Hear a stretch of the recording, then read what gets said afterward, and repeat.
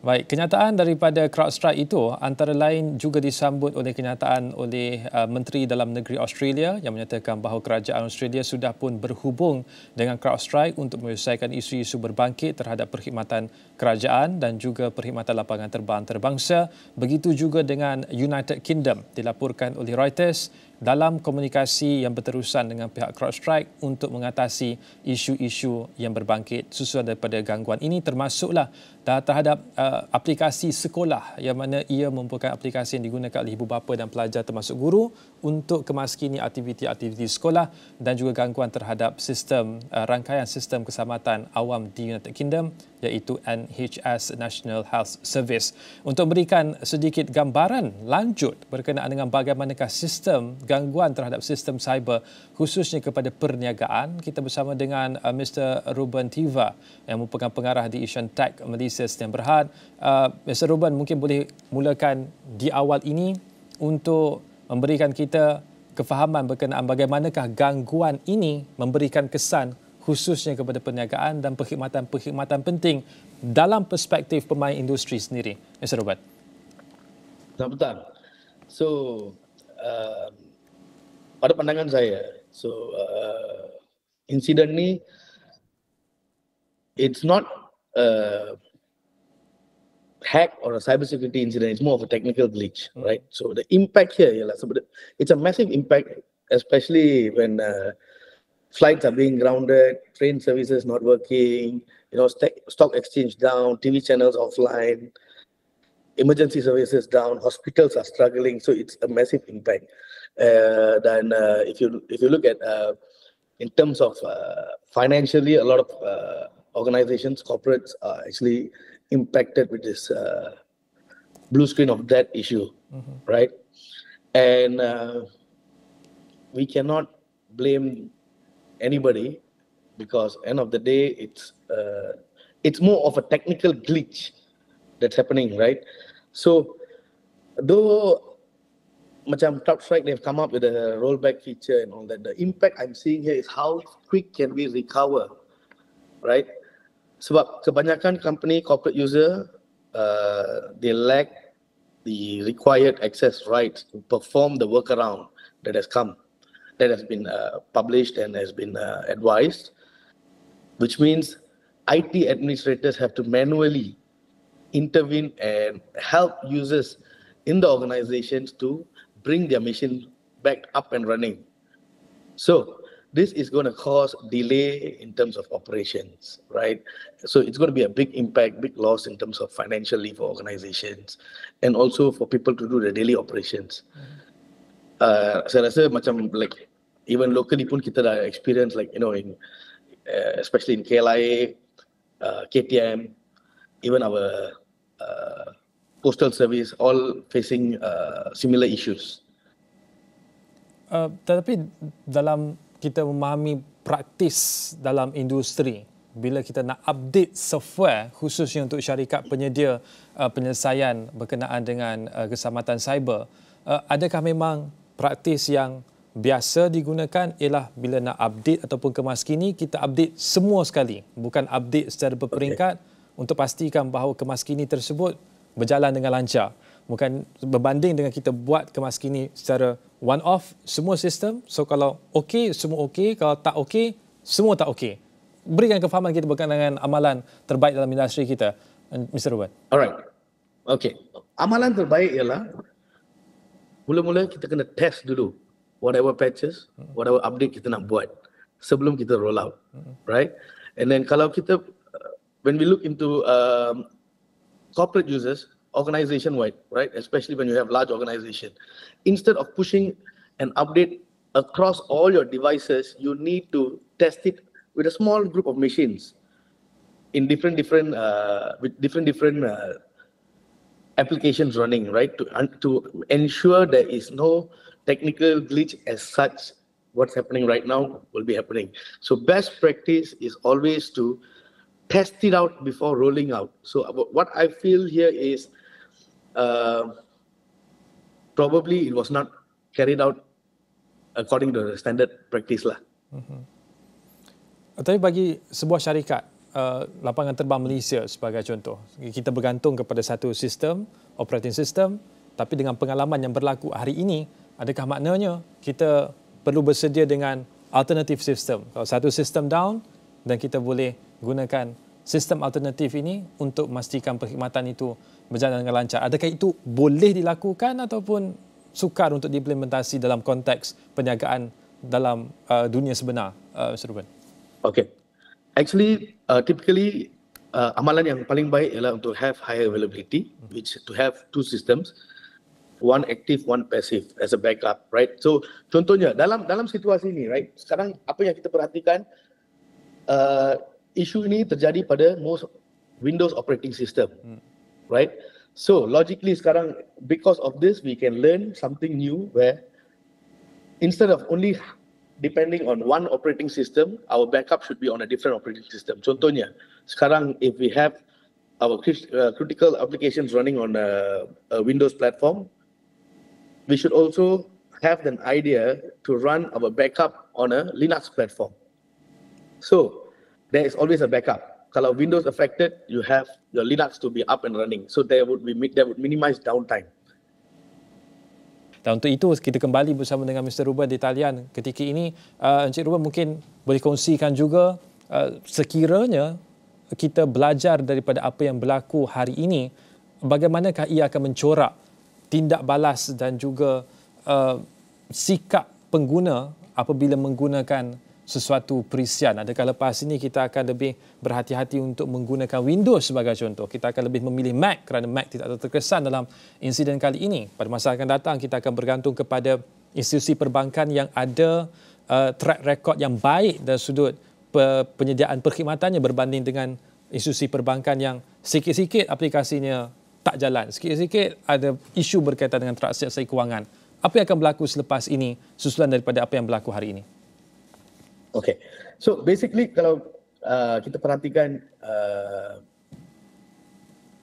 sekarang very subjective lah. We cannot pinpoint at anybody. Okay, right now outrages are basically very common these days, right? Especially dengan telco, dengan bank, hospital, supermarket and all that. These are all every organisation dia akan face technical glitches macam ni lah, right?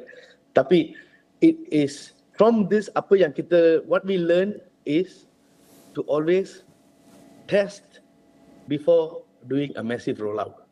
Sebab kalau kita perhatikan this current outage, right, is probably one of the biggest scale that has happened in recent years. So it's a very important practice for every organization to test whatever patches. It can be Windows, it can be Linux, it can be any product.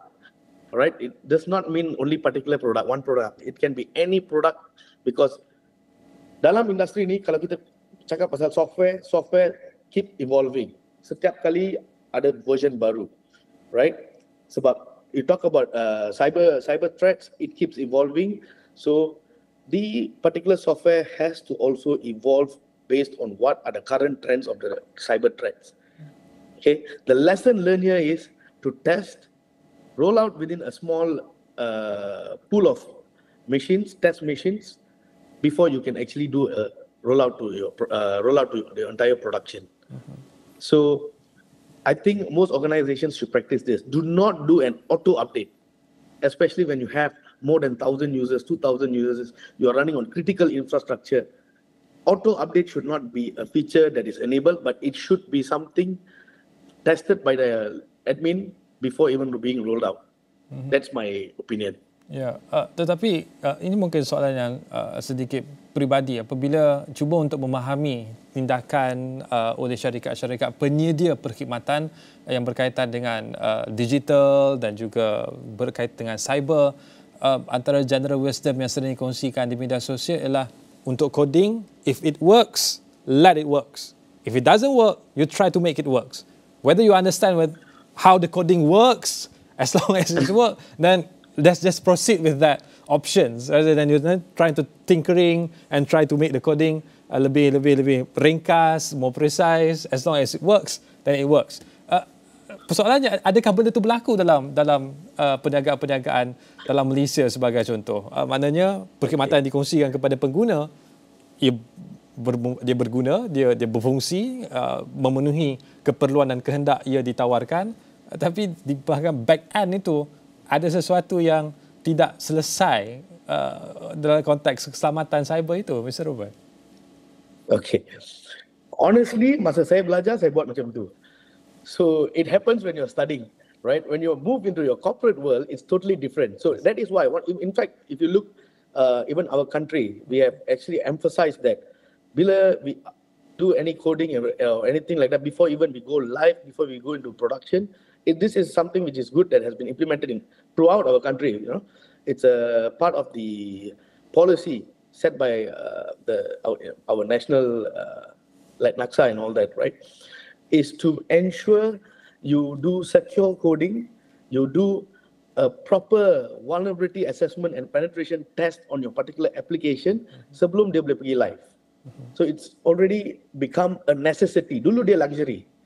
Contohnya antivirus, right? Antivirus used to be a luxury 10 or 20 years down ago. Right now, it's a necessity. So we have matured.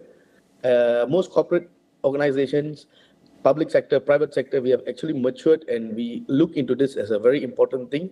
So which is why we have included secure coding, you know, we ensure we do a source code review to ensure that the application cannot be exploited. Ya. Dan persoalan sedikit berbeza berdasarkan kepada apa yang berlaku ketika ini. Kita faham bahawa infrastruktur data itu menghubungkan negara-negara yang terpisah oleh sempadan. The world is smaller now because of internet, because of all services that are being offered online. Tapi persoalannya juga, tapi kita juga harus faham bahawa dunia dalam konteks geopolitik berdepan bukan lagi dengan trend globalization. We are deglobalizing. Lebih banyak negara-negara yang cuba untuk menjarakkan diri dengan negara-negara lain. Dalam konteks perkhidmatan dalam talian, online services, soal cyber security ini, berdasarkan kepada apa yang berlaku hari ini, adakah akan berdepan dengan trend yang sama? Kita tidak lagi bergantung kepada perkhidmatan yang ditawarkan oleh negara lain. Sebaliknya, setiap negara akan cuba untuk membangunkan data infrastruktur sendiri, cyber security, lokal dan juga talent-talent tempatan untuk menyelesaikan isu-isu yang sensitif, khususnya melibatkan data dan juga security ini, Mr. Ruben. Sudah pasti. So everybody will need to have their own skill set. So if you notice sekarang, we are definitely short of this cybersecurity skill set, but with a lot of initiatives that are being taken by the government, I think we would be reaching a certain level in terms of cybersecurity, and we have a lot of potential in our country to actually become one of the leading cybersecurity countries, country with cybersecurity skill sets in the region as well, right? So with all this, as you mentioned, the world has become smaller and all that, and technology has evolved. Everybody is very technology dependent. So cybersecurity is also very, very important, which is why every organization, it can be an SME, it can be a large enterprise, we need to have proper security measures in place. With the and we also should encourage the younger generation to look into cybersecurity as a profession. Baik, Mr. Ruben, kita nak bersama dengan Negeri Seyamba ketika ini untuk skrin tersentuh. Silakan. Terima kasih Irfan. Saya nak tanyakan satu soalan sebenarnya. Saya cue Irfan tadi. Saya ada satu soalan nak tanyakan kepada Tuan sendiri pada jam ini berkenaan dengan apa yang Tuan sentuh berkenaan dengan keselamatan cyber dan perlunya latihan cyber melibatkan anak-anak muda, generasi muda ini diangkat dan diutarakan dan tekankan di masa akan datang. Tapi saya nak tanya juga, kalau kita lihat pada situasi ini, contingency plan ataupun plan kecemasan, plan segera yang harus dilaksanakan mengikut pengalaman Tuan Ruben sendiri dalam bidang IT ini, apa yang lazim dilaksanakan oleh pihak Tuan dan juga perkara lain. Kalau kita lihat pada cabaran ataupun manfaat kelebihan teknologi pada masa kini, kita menekankan banyak kita sebut berkenaan dengan kecerdasan buatan AI. Dan bagaimana sebenarnya situasi ini, adakah ia memberi satu cabaran sekiranya berlaku situasi sama di masa akan datang ataupun ia boleh dimanfaatkan dengan menggunakan teknologi AI itu sendiri untuk memastikan glitch seperti yang Tuan katakan tadi ini dapat ditangani dengan lebih efektif lagi. Apa pandangan Tuan? Okay, pada pandangan saya, AI memang boleh membantu, right? So, khususnya AI is all about learning the behavior, right? So, sekarang kita sudah understand, we have already reached this current situation, so it already picks it up, right? So, based on this, it does a predictive analysis. So, with AI, we can help to organizations in terms of prediction, right? Kita boleh do a 1 hour prediction, 1 day prediction, 2 days prediction, depends on the algorithm that is built, right? To ensure this kind of thing, this kind of situation is minimized and does not happen again.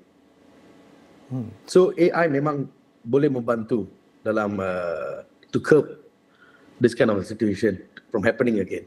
Itu dari segi jangkaan. Kalau kita nak tanya sendiri kepada pengalaman Tuan Ruben sebelum ini, mungkin pernah berpengalaman melihat sendiri, menangani situasi yang berlaku ketika ini, mungkin glitchnya lebih besar ketika ini yang mana melibatkan peringkat antarabangsa itu sendiri. Ruben sendiri, Tuan Ruben, ada pengalaman tersendiri yang tidak dapat dilupakan berkenaan dengan IT, bidang IT yang mungkin boleh dikaitkan sama seperti apa yang berlaku ketika ini? So if you look at, kalau you talk about business continuity, kalau berlaku situasi macam ni kan, so it's always dependent, you need to have macam proper backup, right? So organizations running critical applications, core applications, we need to always have backup. This is a basic fundamental which is very important. So bila situasi macam ni berlaku kan, most important is right now, system down, we need to be up and running, we are having financial loss, we are having operational issues and all that. What is the most important? Everybody is working on bringing up the system. So apa yang penting sekarang? So besides having the knowledge, besides having the proper cybersecurity infrastructure in place, we also need a proper backup, a proper disaster recovery planning, right? If we have everything in place, it will be easy for us to revive back our operations. So dalam situasi sebegini, yang what's happening right now with the blue screen of that and all that, paling penting organisasi has to look back at their backup or their disaster recovery plan that they already have.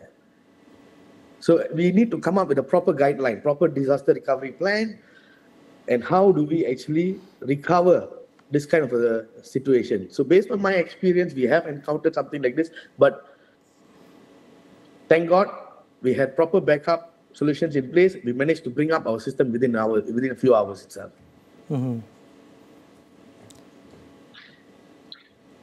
Jadi Tuan Ruben, kalau kita nak tanyakan juga, Tuan Ruben ada menyentuh berkenaan prosesnya lebih mudah ketika ini, di masa akan datang juga perkara yang kita lihat juga birokrasi untuk mengakses kepada sistem IT terutama sekali yang hanya boleh diakses oleh pihak-pihak tertentu saja.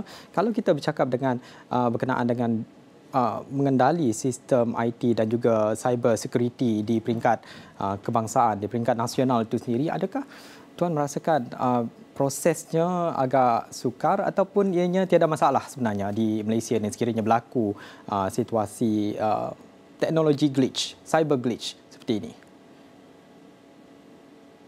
Sorry, boleh tolong? Adakah lost it. Do you feel like the bureaucracy in Malaysia is an issue here, especially when the IT, the technicality, the people who handle this actually can feel that it's an issue that is it's hard to penetrate, especially when it comes to glitch issue as we are facing today.